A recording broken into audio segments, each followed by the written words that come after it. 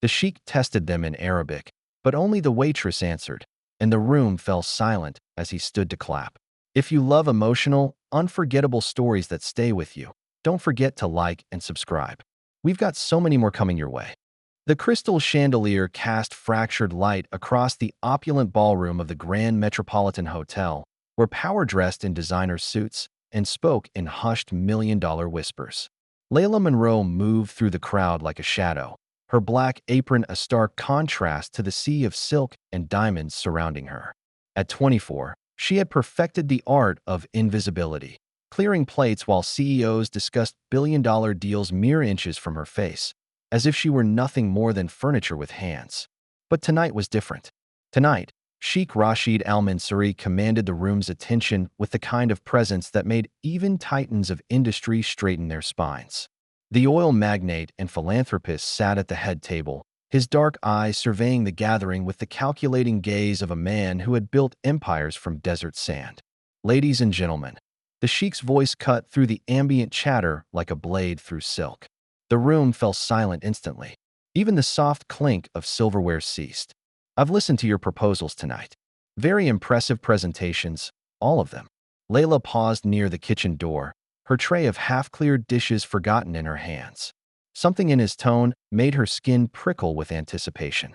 But before I commit to any partnership, Sheikh Al Mansouri continued, rising slowly from his chair, I have one final question for all of you. The tech billionaire leaned forward.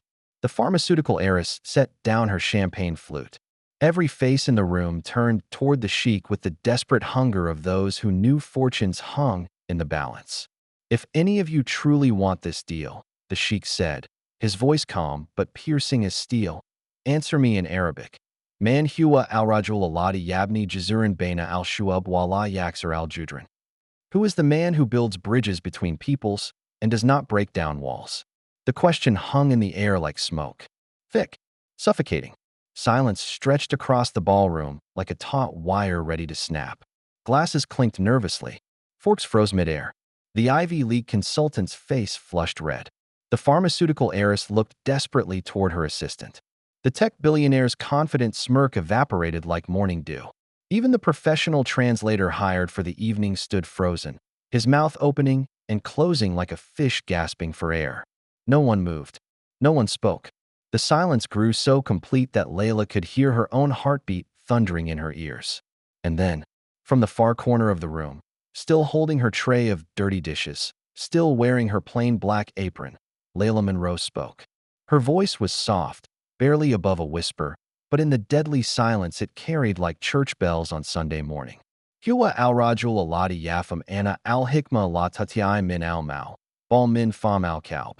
He is the man who understands that wisdom does not come from money, but from understanding the heart. Every head in the ballroom turned toward her as if pulled by invisible strings. 200 of the most powerful people in the world stared at the young waitress in the corner, their faces a mixture of shock, confusion, and something that looked dangerously close to shame. But it was Sheikh Al Mansouri's reaction that would haunt Layla's dreams for years to come. His dark eyes widened. His composed mask slipped for just a moment, revealing genuine surprise. Then, slowly, deliberately, he began to clap. The sound echoed through the silent ballroom like gunshots. One clap, two, three, each one more deliberate than the last. Each one driving the knife of humiliation deeper into the hearts of the most educated, most connected, most privileged people in the room. Mumtaz, he said, his voice carrying clear admiration. Excellent. But even as the sheik's applause filled the air, Layla felt her supervisor's burning glare from across the room. Michael Harrison's face had turned purple with rage, his hands clenched into fists at his sides. She had broken the cardinal rule of service. Never draw attention to yourself. Never make the guests notice the help. The whispers started immediately, rippling through the crowd like poison in water. Who is she? Is this some kind of setup? She's just a waitress. How could she possibly? But the sheik raised his hand, and silence returned like an obedient dog. The question was simple, he said, his gaze sweeping across the room's elite. I asked who among you wanted this partnership badly enough to speak my language. Only one person answered. He turned his full attention to Layla, and she felt her knees threaten to buckle under the weight of his scrutiny. And she's not wearing a suit. The pharmaceutical heiress, Victoria Blackstone, Layla remembered from countless news articles, stepped forward with a cold smile. Your Highness, surely you don't mean to. I mean, she's just reading from something, isn't she? Probably memorized a few phrases. Hal Tatahadath al-Arabiya? The sheik asked Victoria directly. Do you speak Arabic? Victoria's smile froze on her lips. Well, I have people who. La. The sheik's voice was final. No, you do not. He looked back at Layla, and she saw something in his eyes that made her chest tight with an emotion she couldn't name. Respect. Genuine respect. From a man who commanded the attention of world leaders. Come, he said, gesturing to an empty chair at his table. Sit with me. The hotel manager, a thin, nervous man named Gregory Finch, materialized beside Layla as if conjured from thin air. His face was pale, his hands shaking slightly as he reached for her arm. Your Highness, I must apologize, he stammered, his voice high with panic. She's just staff. There's been some mistake. Let me escort her back to the kitchen. The sheik's hand cut through the air like a blade. She's the only one worth hearing tonight. And that's when Layla knew her life had just changed forever. She just didn't know if it was for better or worse. Layla's hands trembled as she set down her tray on a nearby service station. The walk to Sheikh Al-Mansuri's table felt like crossing a minefield, every step scrutinized by 200 pairs of hostile eyes. The elegant women in their $1,000 dresses looked at her with barely concealed disgust, as if her presence might somehow contaminate their rarefied air. Still wearing her apron, because nobody had given her permission to remove it, Layla lowered herself into the offered chair. The silk upholstery felt foreign against her tired back, accustomed as she was to standing for 12-hour shifts without break. What is your name? The sheik asked, his voice gentler now, meant only for her. Layla Monroe, Your Highness. Her voice cracked slightly on the words. Layla. He pronounced it correctly, with the soft Arabic inflection that made her grandmother's name sound like music. Layla means night in Arabic. A beautiful name. My grandmother chose it, Layla whispered, acutely aware of the whispers circling them like vultures. She was Lebanese. The sheik's eyebrows rose slightly. Ah, that explains your accent. Classical Arabic, very pure. Where did you learn to speak so well? Before Layla could answer, one of the investors, a red-faced man in his 50s whose cologne couldn't quite mask the smell of expensive whiskey, leaned forward with a sneer. This is ridiculous, he declared loudly enough for half the room to hear. She probably learned it watching soap operas or something. My cleaning lady knows more Spanish than this girl knows Arabic. The laughter that followed was sharp and cruel, designed to cut. Layla felt heat rise in her cheeks, but before she could respond, the sheik's voice cut through the mockery like ice. Minai Bilad Anti-Yastad? He asked the investor directly. From which country are you, Professor? The man's laughter died in his throat. He looked around desperately, as if the answer might be written on someone else's face. I don't. Exactly. The sheik turned back to Layla, dismissing the man with the casual indifference reserved for insects. You were saying about your grandmother. Layla drew a shaky breath, trying to ignore the burning sensation of being watched by so many hostile eyes. She came here from Beirut in 1982. She used to read me poetry in Arabic when I was little. Khalil Gibran mostly. She said it was important to remember where we came from, even if we could never go back. And what happened to her? The question hit Layla like a physical blow. She hadn't expected it, hadn't braced herself for the familiar stab of grief that came whenever someone asked about her family. She died when I was 16, Layla said quietly. Cancer. She spent her last months teaching me everything she could. Not just the language, but the culture, the stories. She said knowledge was the only inheritance she could leave me. The sheik nodded slowly, and Layla caught something in his expression that might have been recognition. Or pain. Or both. And your parents? Gone. The word came out harder than she intended. Car accident when I was 14. Just me and my little brother now. She felt the mood at the table shift slightly. Even among the wealthy and powerful, orphans commanded a certain uncomfortable sympathy. But the whispers continued to swirl around them, growing bolder and more vicious with each passing moment. This is obviously staged, someone hissed from a nearby table. Hotels pull stunts like this all the time. Make the client feel special. She set this up somehow. Had to. It's embarrassing, really. Using some sob story. My foundation, the sheik said suddenly, his voice cutting through the gossip, focuses on education and cultural preservation in the Middle East. Tell me, Miss Monroe, what do you know about our work? Layla felt her heart rate spike. This was it. The moment she would be exposed as the fraud everyone already believed her to be. She was just a waitress from Queens who'd barely graduated high school. What could she possibly know about international philanthropy? But then she remembered the long nights after her grandmother's funeral, when sleep wouldn't come and grief felt like drowning. She'd spent hours online, reading everything she could find about Middle Eastern culture and history, desperate to feel connected to the part of herself that had died with Tata Mariam. She'd read about refugee programs and educational initiatives, about efforts to preserve disappearing languages and traditions. And she'd read about Sheikh Al-Mansouri's foundation. The Al-Mansouri Foundation focuses on refugee education programs. She began, her voice growing stronger with each word, particularly for children who've been displaced by conflict. Your literacy program in Jordan has helped over 50,000 Syrian refugees learn to read and write in Arabic. And your cultural preservation project has digitized thousands of hours of oral history from Palestinian elders. The sheik's eyebrows rose slightly. Around the table, the other guests fell silent. You also fund translator training programs, Layla continued, warming to her subject. Because you believe that language is a bridge between cultures, not a barrier. I remember reading an interview where you said that every word lost to assimilation is a door that closes forever. You remember that? The sheik's voice held genuine surprise. I read everything I could find about your work, Layla admitted. When I heard you were coming to the hotel, I wanted to understand who you were, what you stood for, and what conclusion did you reach? Layla looked directly into his eyes, forgetting for a moment about the hostile audience surrounding them. That you're someone who understands that real wealth isn't measured in dollars. It's measured in the number of people you lift up with you when you rise. The silence that followed was different from before. Heavier, more thoughtful. That's when the foreign minister, a distinguished older man with silver hair and kind eyes, leaned forward with a frown. Monroe, he said slowly. That name is familiar.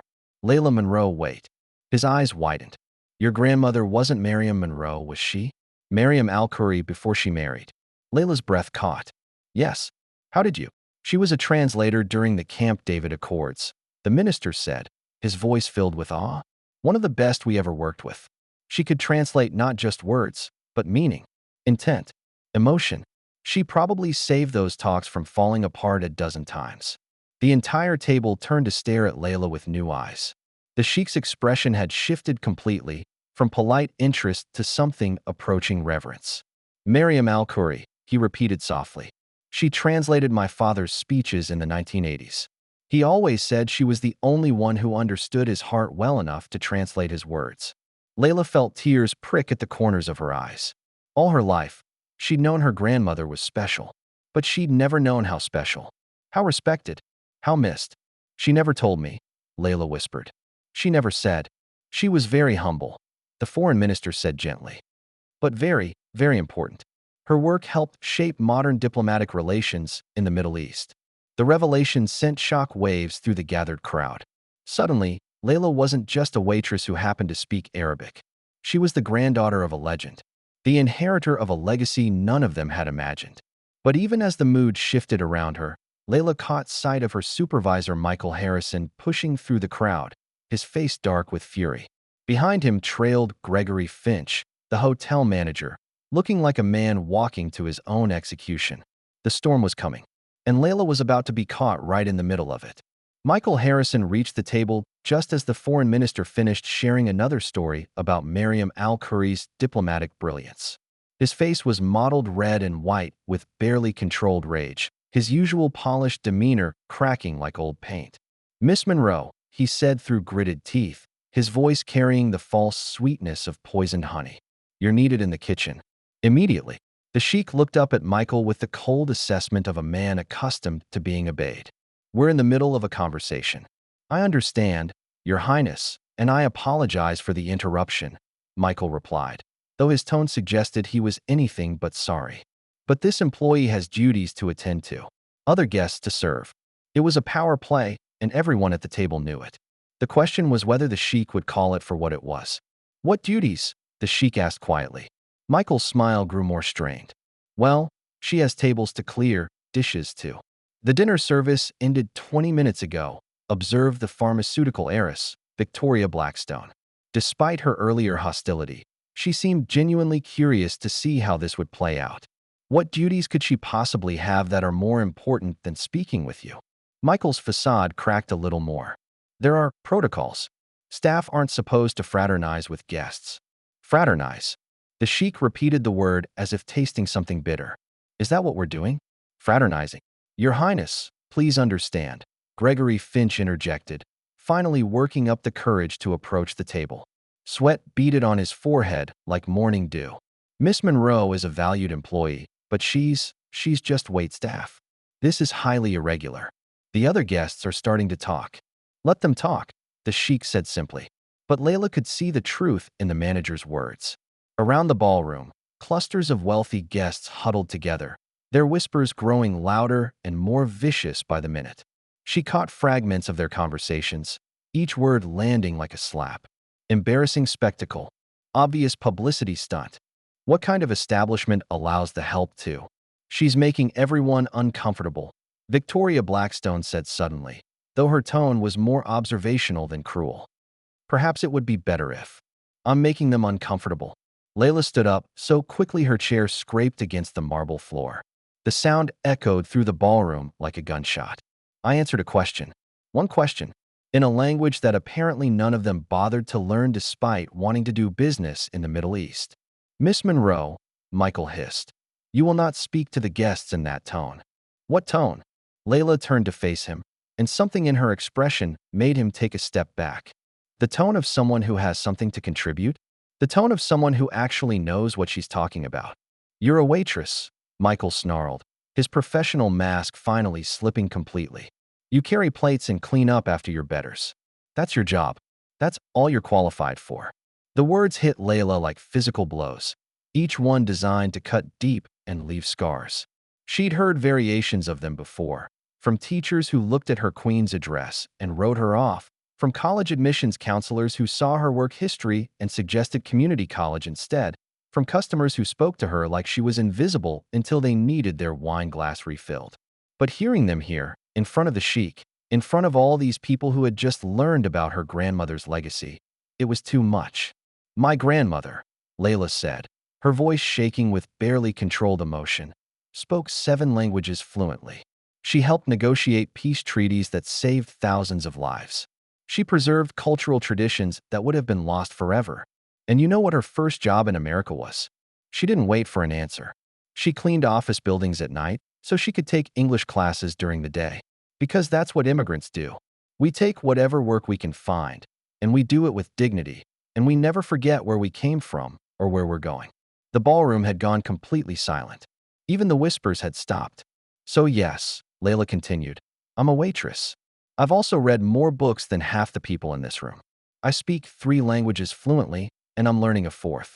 I know the difference between Sunni and Shia Islam. I can recite Khalil Gibran's The Prophet from memory, and I understand the cultural significance of hospitality in Middle Eastern tradition better than anyone here who just sees it as a business opportunity. Michael's face had gone from red to purple. That's enough. You're suspended. Effective immediately. Michael, Gregory Finch warned quietly. Perhaps we shouldn't be so hasty. She has embarrassed this hotel and made a mockery of our service standards. Michael declared loudly enough for everyone to hear. I won't have my staff thinking they can abandon their duties to play dress-up with the guests. The sheik rose slowly from his chair. At his full height, he was an imposing figure, not tall, but carrying himself with the kind of authority that made other men unconsciously straighten their spines. Your employee, he said quietly, has shown more intelligence, cultural awareness, and genuine hospitality in the past hour than anyone else in this room has shown all evening. If you consider that embarrassing, perhaps you should examine your own standards. Michael opened his mouth to respond, but the sheik held up a hand. However, he continued, Miss Monroe clearly feels constrained by her current position. Perhaps it's time for a change. He reached into his jacket and withdrew a business card. Heavy stock, elegant printing, the the kind of card that opened doors and commanded respect. My cultural affairs director is retiring next month, he said, offering the card to Layla. The position requires someone who understands both Arabic culture and American sensibilities. Someone who can build bridges between worlds. I believe you would be perfect for the role. Layla stared at the card as if it might burst into flames. Around the table, she could hear sharp intakes of breath, the clink of glasses being set down too hard, the rustle of expensive fabric as people leaned forward to get a better look. The salary, the sheik continued conversationally, would be approximately 10 times what you're making here, plus full medical and dental coverage, housing allowance, education benefits for your brother, and extensive travel opportunities. Michael Harrison's face had gone from purple to ash gray. Gregory Finch looked like he might faint. You can't be serious, Victoria Blackstone breathed. I'm always serious about business, the sheik replied. Miss Monroe has just demonstrated exactly the kind of cultural competency and quick thinking my organization values. Unlike some people in this room, she doesn't need a translator to understand what I'm saying or a briefing book to know what I represent. He turned back to Layla, his expression softening slightly. The offer is genuine. Take some time to think about it. My assistant will call you tomorrow with the details. But even as hope bloomed in Layla's chest like spring flowers after a harsh winter, Michael Harrison's voice cut through the moment like a blade. She won't be available tomorrow, he announced with vicious satisfaction. Because she no longer works here. Security will escort her out immediately. The sheik's expression hardened. On what grounds? Insubordination. Abandoning her duties. Inappropriate conduct with guests. Michael's smile was sharp enough to cut glass. Miss Monroe's employment with the Grand Metropolitan Hotel is terminated, effective immediately. She is banned from the premises. 2 security guards materialized from the edges of the ballroom, as if summoned by dark magic. Large men in ill-fitting suits with the cold eyes of people paid to ask no questions and show no mercy. Ma'am, the first guard said, not unkindly but with obvious finality, you need to come with us. Layla looked around the table one last time. The sheik's face was thunderous with barely controlled anger. The foreign minister shook his head in obvious disgust. Even Victoria Blackstone looked uncomfortable with the scene unfolding before them. But there was nothing they could do. This was America, where employers held all the cards and workers like Layla were disposable as paper napkins. Keep the card, the sheik said quietly as the guards moved to flank her. The offer stands. Layla nodded, clutching the business card like a lifeline. As the security guards escorted her toward the exit, she could hear the whispers starting up again behind her, louder now and even more vicious than before. Well, that was dramatic. Poor girl probably thought she'd hit the lottery. These people always think they deserve more than they've earned. But one voice rose above the rest. Michael Harrison's triumphant declaration to anyone who would listen. That's what happens when people forget their place. As the ballroom doors closed behind her, Layla realized she was still wearing her apron. She untied it slowly, letting it fall to the marble floor of the hotel lobby like a shed skin. She was no longer a waitress at the Grand Metropolitan Hotel. The question was, what was she now? The subway car rocked and swayed through the tunnels beneath Manhattan, carrying Layla away from the glittering world of the Grand Metropolitan Hotel and back toward the reality that waited in Queens. She clutched the sheik's business card in her trembling fingers, afraid it might disappear like some fever dream if she looked away. Cultural Affairs Director.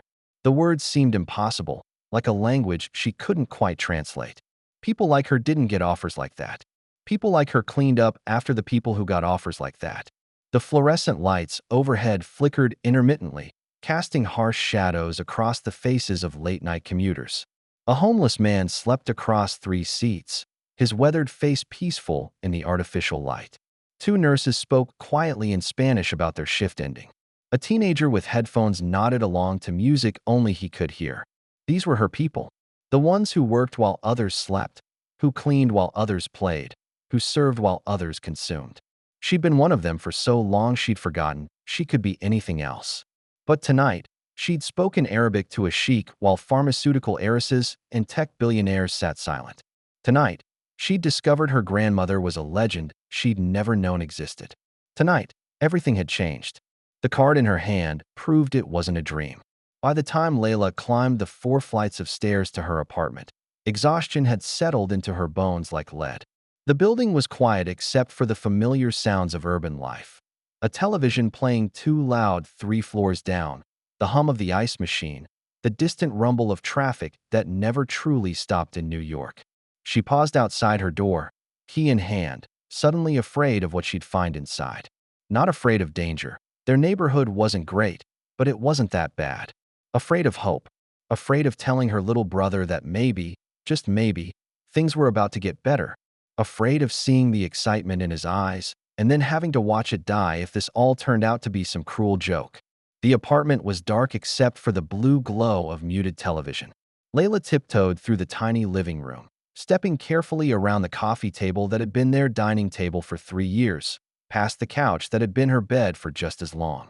Danny was asleep at the kitchen table, his head pillowed on his arms, surrounded by homework and textbooks. At 15, he was already taller than Layla, with their father's dark hair and their mother's stubborn chin. Even in sleep, his brow was furrowed with concentration, as if he was still working through geometry proofs in his dreams. Layla's heart clenched. This was why she'd taken every extra shift, every double weekend, every humiliating encounter with customers who treated her like furniture. For him. So he could focus on school instead of worrying about rent. So he could have a future that didn't involve carrying trays and biting his tongue when people looked through him like he wasn't there. She gently shook his shoulder. Danny. Hey, sleeping beauty, wake up. He stirred, blinking up at her with confusion. Layla? What time is it? You're home early. It's almost midnight, she said softly. And I'm not early. I'm unemployed. That woke him up. He sat up straight, suddenly alert. What happened? Did someone complain about you? Because I swear, if another customer grabbed your... Nothing like that. Layla sank into the chair across from him, suddenly feeling every hour of the long day in her bones. It's complicated. She told him everything. About the sheikh's test, about answering in Arabic, about learning their grandmother had been someone important, about the job offer that seemed too good to be true and the firing that definitely wasn't. Danny listened without interrupting, his dark eyes growing wider with each detail. When she finished, he was quiet for a long moment, processing everything she'd said. So, he said finally, you're telling me our grandmother was basically a diplomatic superhero. You impressed some oil sheik guy so much he offered you a dream job, and your supervisor fired you for being too awesome? Despite everything, Layla laughed. That's actually a pretty accurate summary.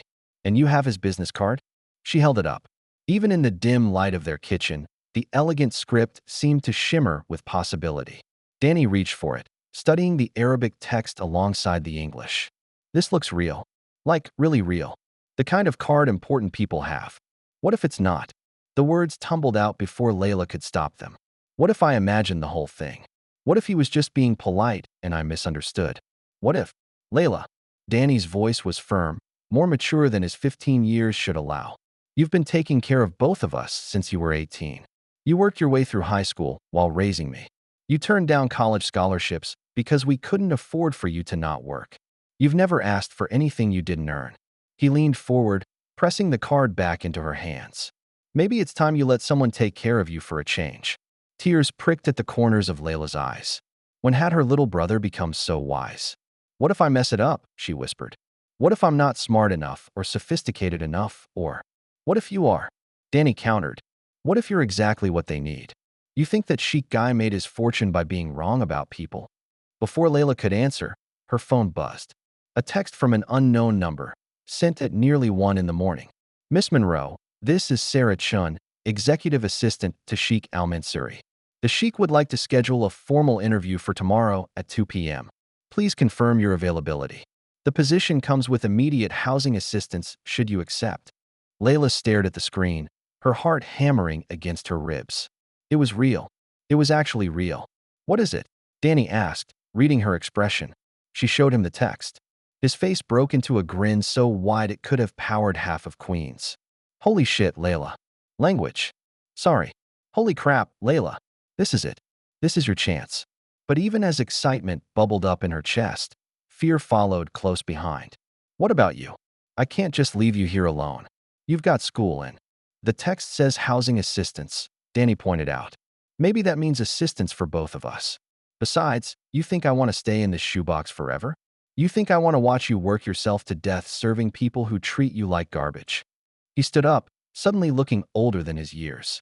Mom and Dad died believing we could be anything we wanted to be. Tata Mariam spent her last months teaching you Arabic because she knew it would matter someday. Maybe this is why. Maybe this is what all the struggle was for.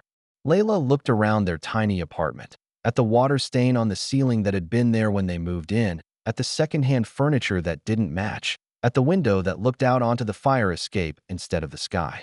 For 6 years, this had been their whole world. Small and cramped and filled with love, but limiting in ways she was only now beginning to understand. What if I say yes and everything changes? She asked. Danny's smile was gentle now, understanding. What if you say no and nothing ever does?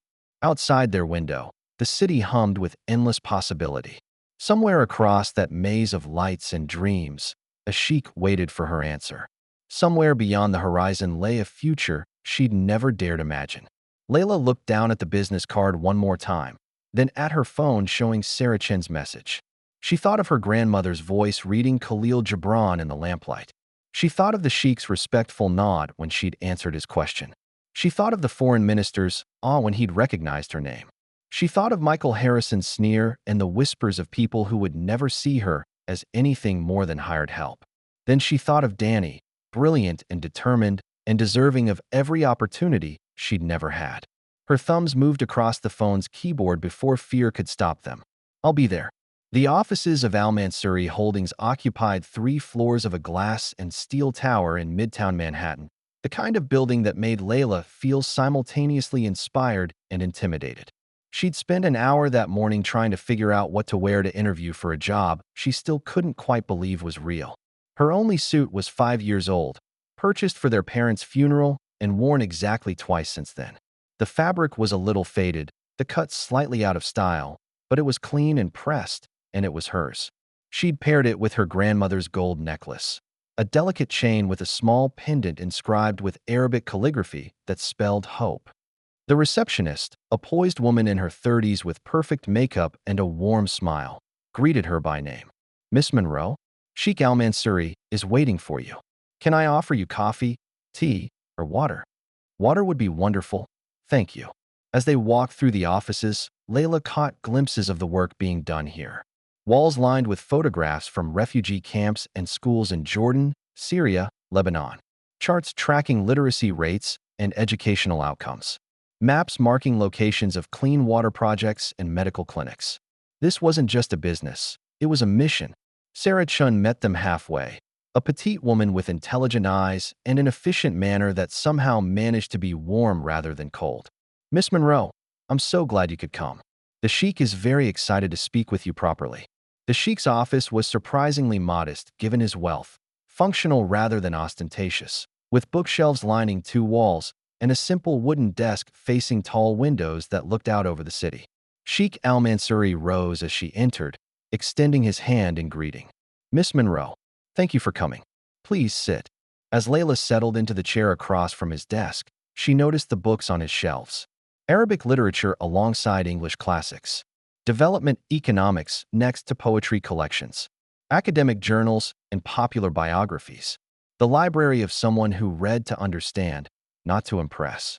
I want to apologize, the sheik began, for what happened last night. Your former supervisor's behavior was inexcusable. Thank you, but you don't need to apologize for someone else's actions. Perhaps not, but I feel responsible nonetheless. My test created the situation that led to your dismissal. Layla shook her head. Your test revealed something that was already there. The discrimination, the assumptions about who deserves to be heard and who doesn't. You didn't create that. You just made it visible.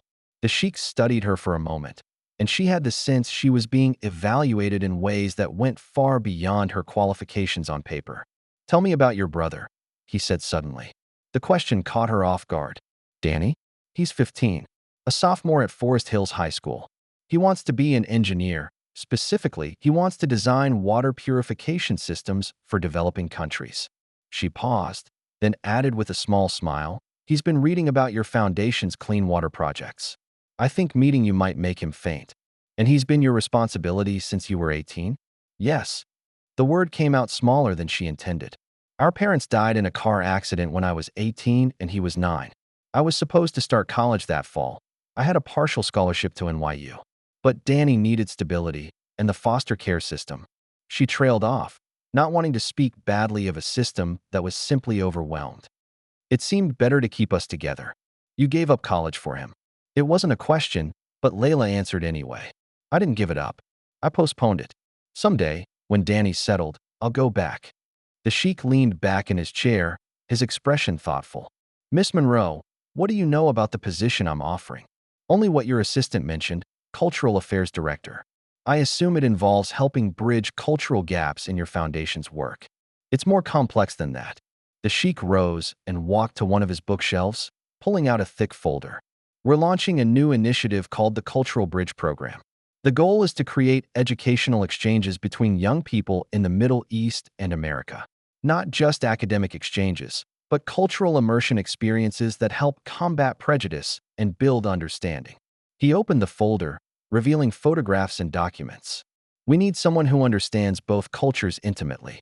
Someone who can speak to American teenagers about the beauty of Arabic poetry and to Syrian refugees about the opportunities waiting in American universities. Someone who can navigate academic bureaucracy and State Department red tape with equal skill. Layla felt her pulse quicken. That sounds incredible. It also sounds overwhelming, I'm sure. The position would require extensive travel to refugee camps in Jordan, to high schools in Ohio, to universities across both continents.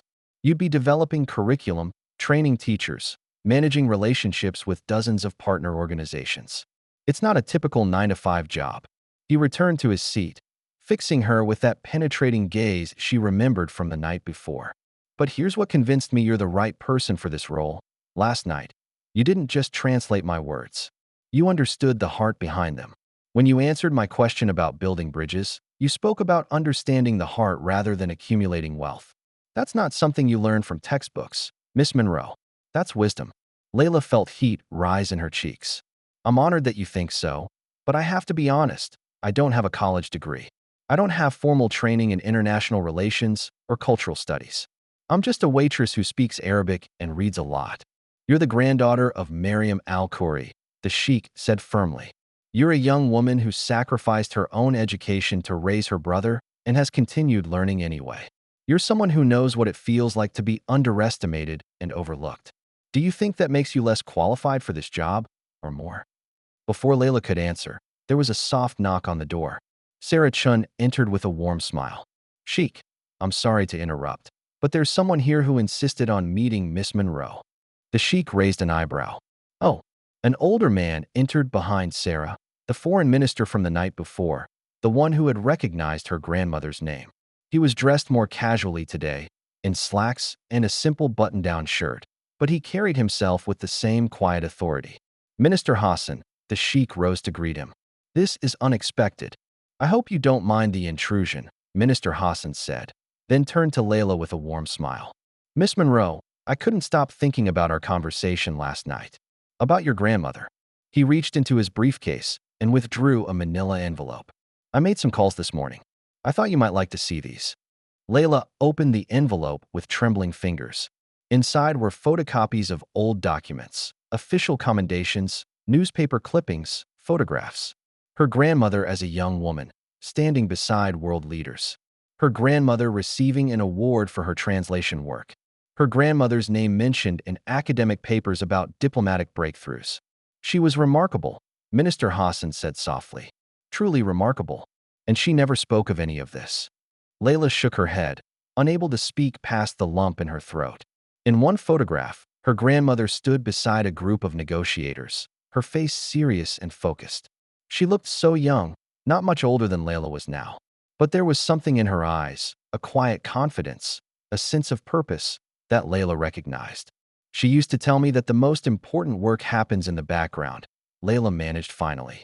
That the people who make the most difference are often the ones whose names never appear in history books. Wise woman, the sheik murmured. And clearly, her wisdom lives on. Minister Hassan smiled. There's one more thing. He reached into the envelope and withdrew a final document. A letter, handwritten in Arabic script. This is a letter your grandmother wrote to my predecessor in 1987, he explained. She was recommending a young Palestinian student for a scholarship program. The letter is, well, it's poetry. The way she advocated for this boy's potential, the way she painted a picture of what education could mean for his future, it moved the committee to tears. They not only accepted him into the program, they expanded it to include 50 more students. He handed the letter to Layla. That boy is now a doctor running free clinics in refugee camps across Lebanon. One letter from your grandmother changed the trajectory of hundreds of lives. Layla stared at the elegant Arabic script, her grandmother's handwriting as familiar as her own. Even without translating every word, she could feel the passion and hope radiating from the page. I wanted you to understand, Minister Hassan continued, that what happened last night, your willingness to speak up, to bridge cultures, to translate not just words but meaning, it's not just a skill you learned. It's a legacy you inherited. The room fell silent except for the soft hum of air conditioning and the distant sounds of traffic far below. Layla looked up to find both men watching her with expressions of expectation and hope. There's something else you should know, the sheikh said quietly. About the position. The salary I mentioned last night was just the beginning. The Cultural Bridge program comes with a significant education budget for training, for conferences, for advanced degrees. If you wanted to complete your undergraduate studies or pursue a master's degree in international relations, it would be fully funded. Layla's breath caught. What? We invest in our people, Miss Monroe. Long term. If you grow, the foundation grows. If you learn, our mission becomes stronger. He leaned forward, his expression serious. But I need to be clear about something. This job will be demanding. There will be 18-hour days and red-eye flights and meetings where you're the youngest person in the room by 20 years. There will be people who question your qualifications, who assume you're there because of your connections rather than your abilities. Are you prepared for that? Layla thought of Michael Harrison's sneer, of the whispers in the hotel ballroom, of every customer who had looked through her like she was invisible. I've been preparing for that my whole life, she said. The sheikh smiled, the first truly warm smile she'd seen from him. Then there's one more person you need to meet. He pressed a button on his desk phone. Sarah, could you ask Dr. Reeves to join us? A moment later, a woman in her 60s entered the office. She was elegant in the way that came from confidence rather than wealth, with silver hair pulled back in a simple chignon and intelligent blue eyes behind wire-rimmed glasses. Miss Monroe, the sheikh said, I'd like you to meet Dr. Margaret Reeves, our current Cultural Affairs Director. Dr. Reeves stepped forward with a warm smile and an extended hand. The famous Miss Monroe. I've been hearing about you all morning. Dr. Reeves has been with us for 15 years, the sheikh explained. She's built our cultural programs from the ground up, and she's been looking forward to retirement so she can spend more time with her grandchildren. What Sheikh Al-Mansuri isn't telling you, Dr. Reeves said with a slight smile, is that I've been looking for my replacement for 2 years. Do you know how hard it is to find someone who combines cultural sensitivity, language skills, educational vision, and the stamina to keep up with this man's ambitious timeline? She settled into the chair beside Layla. When I heard about what happened at the hotel last night, when I read the background Sarah compiled on you, I knew we'd found her. But I don't have your experience, Layla protested. I don't have your education or… Miss Monroe, Dr. Reeves interrupted gently. Do you know what my background was when I started here? I was a retired high school English teacher from Nebraska whose husband had been transferred to Dubai for work. I spoke exactly 3 words of Arabic, and 2 of them were hello and thank you. Layla blinked in surprise. What I had, Dr. Reeves continued, was a passion for helping young people see beyond their own borders. Everything else, the language skills, the cultural knowledge, the diplomatic finesse, I learned on the job with the foundation's support. She leaned forward, her expression serious. But you already have what took me years to develop. You understand what it means to be caught between 2 worlds. You know what it's like to fight for respect, to prove yourself over and over again. That's not something you can teach someone, Miss Monroe. That's something you either have or you don't. The sheikh nodded.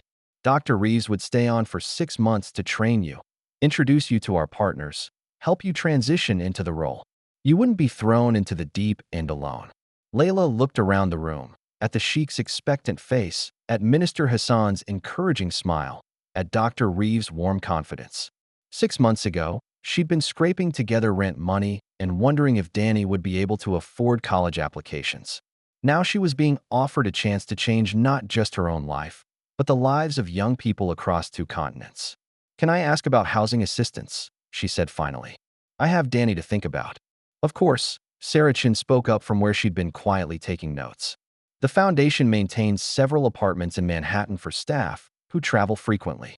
A 2-bedroom unit would be available immediately, and we have relationships with several excellent private schools for Danny's remaining high school years." "Private school?" Layla's voice cracked slightly. "We couldn't afford." "Educational benefits extend to immediate family," the sheikh said simply. "Your brother's tuition would be covered, along with college prep and application support when the time comes." Layla felt tears prick at the corners of her eyes. It was too much, too generous, too good to be true. "Why?" she whispered. "Why would you do all this for someone you barely know?" The sheikh was quiet for a long moment, studying her face. When he spoke, his voice was gentler than she'd ever heard it. 15 years ago, I was a young man who'd inherited more money than I knew what to do with. I was angry at the world, convinced that bridge building was impossible, that cultural understanding was a naive dream. Then I met someone who changed my mind." He gestured to the photographs on his bookshelf. Images from refugee camps and schools, children's faces bright with hope and possibility. She was a translator, working with Syrian refugees in Lebanon. She spoke 7 languages and had degrees from 3 universities. But what impressed me wasn't her credentials. It was the way she looked at a frightened 8-year-old who'd lost everything and saw not a victim, but a future doctor or teacher or engineer. She convinced me that education wasn't just about learning facts. It was about learning to see the humanity in each other. He paused, his expression distant with memory. "That translator was your grandmother, Miss Monroe. She's the reason this foundation exists. She's the reason I believe in the work we do." The tears Layla had been holding back finally spilled over. Everything made sense now. The job offer, the generosity, the faith they were placing in her. This wasn't charity. This was completion.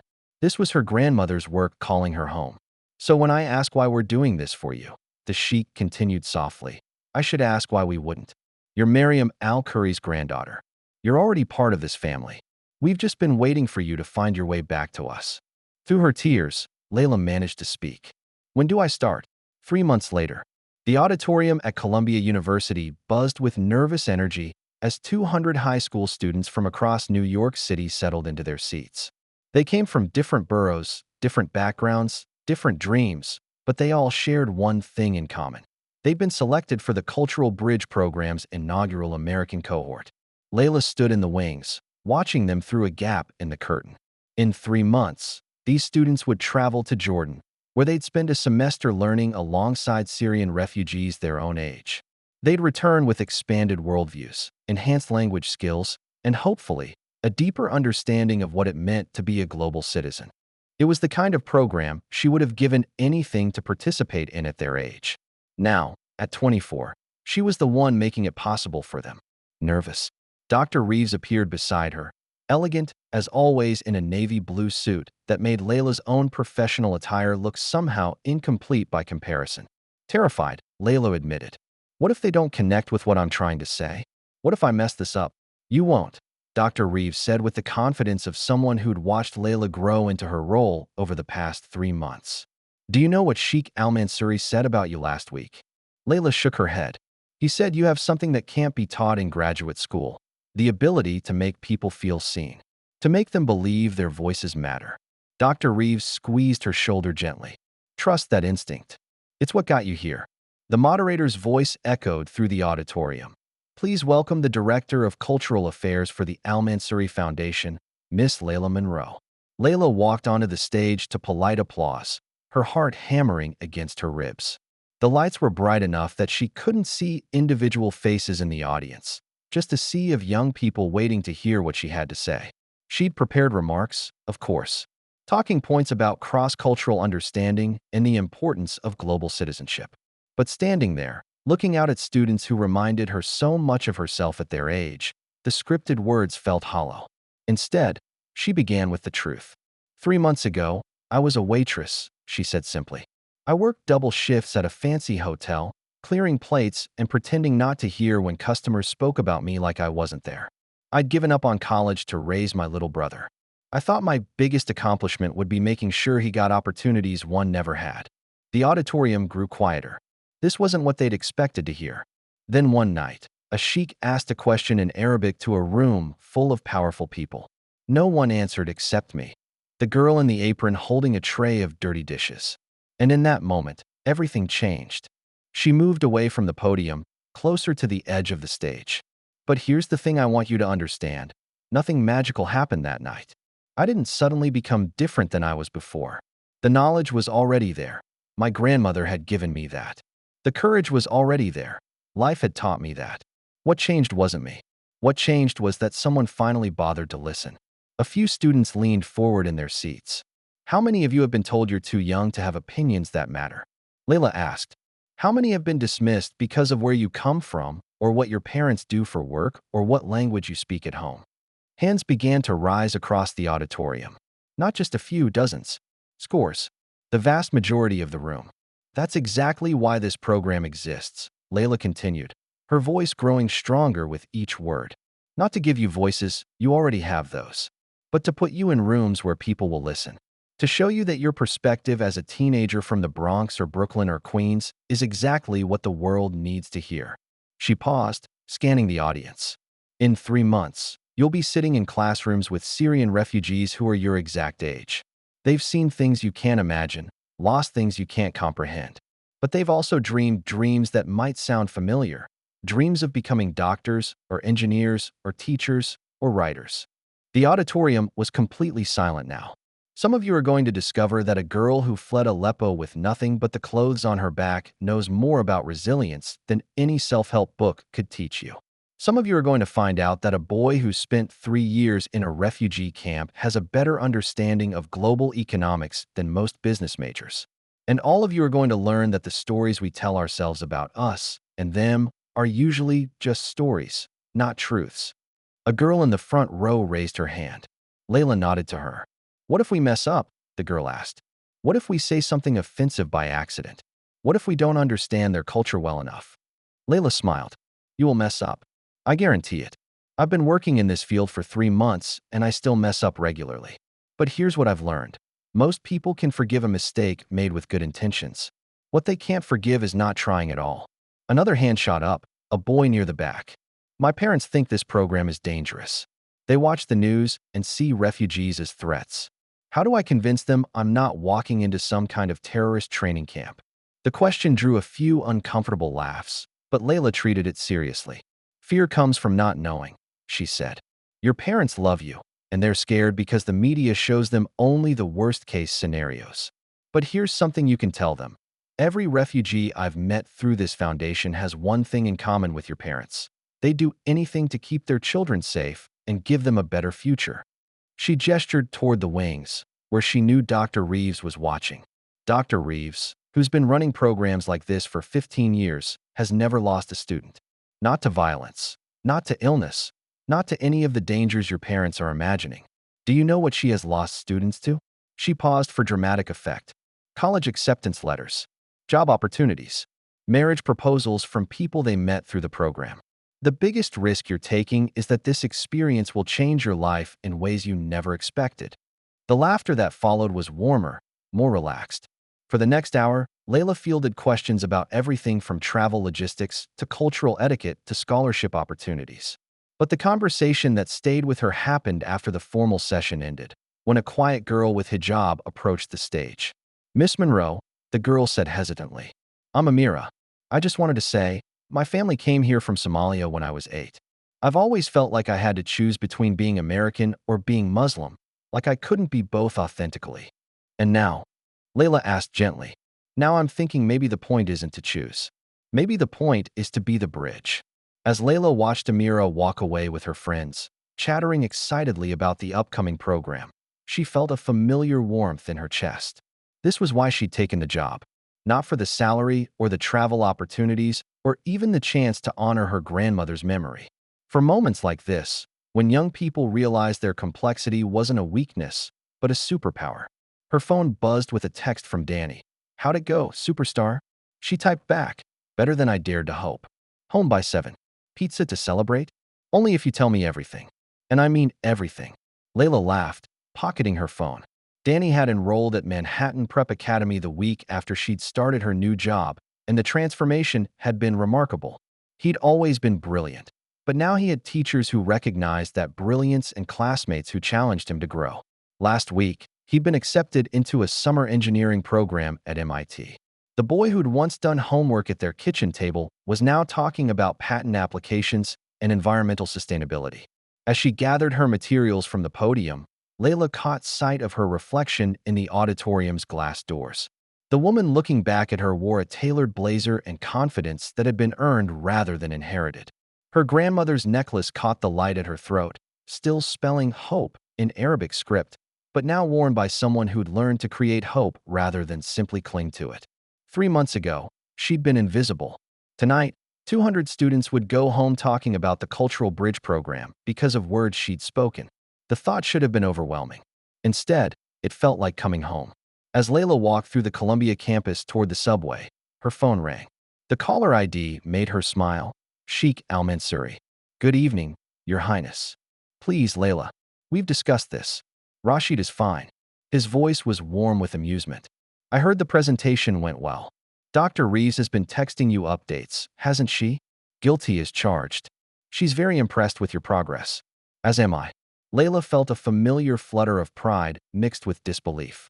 3 months in, and she still sometimes couldn't believe this was her life. I wanted to discuss something with you, the sheikh continued. Next month, I'll be speaking at the United Nations about refugee education initiatives. I'd like you to introduce me. Me? Layla stopped walking, earning an annoyed look from a passing jogger. Shouldn't that be someone more senior? It should be someone who understands both the vision and the personal stakes involved. Someone who can speak to the human impact of what we're trying to accomplish. His voice grew serious. Layla, you've spent 3 months proving you belong in this role. It's time you started believing it yourself. After they hung up, Layla stood on the sidewalk for a long moment, watching students hurry past with backpacks and dreams. A year ago, she would have been intimidated by their confidence, their obvious sense of belonging in academic spaces. Now she saw them more clearly. Young people figuring out who they wanted to become, just like she was. The difference was that now she had a platform to help them figure it out. As she descended into the subway station, Layla's phone buzzed with another text. This one was from an unknown number. Miss Monroe, this is Marcus Chen from CNN. We'd like to interview you about the Cultural Bridge program for a segment on innovative education initiatives. Are you available this week? 6 months ago, the thought of appearing on television would have sent her into a panic attack. Tonight, she typed back confidently, I'd be happy to discuss it. Please contact my assistant Sarah to schedule. My assistant. The words still felt foreign, but less so every day. The train pulled into the station with its familiar screech and rumble. As Layla found a seat, she caught sight of her reflection again in the window, this time overlaid with the tunnel lights rushing past outside. The image was blurred, constantly shifting, but somehow perfect. She was in motion, between destinations, becoming something new while honoring where she'd come from. Her phone buzzed one more time. A text from Dr. Reeves. Proud of you. Your grandmother would be too. Layla closed her eyes, leaning back against the hard plastic seat. For just a moment, she could almost hear Tatum Merriam's voice reading Khalil Gibran in the lamplight. And think not you can direct the course of love, for love, if it finds you worthy, directs your course. Love had found her worthy. Love for her brother, love for her grandmother's memory, love for young people who deserved to be heard. And it had directed her course in ways she never could have imagined. When the train pulled into her station, Layla Monroe, former waitress, current cultural affairs director, future UN speaker, stepped onto the platform with the quiet confidence of someone who'd learned that the most important journey wasn't from one place to another. It was from who you were to who you were meant to be. And hers was just beginning. If you made it to the end, please like the video and subscribe to our channel. It truly means the world to us. See you in the next one.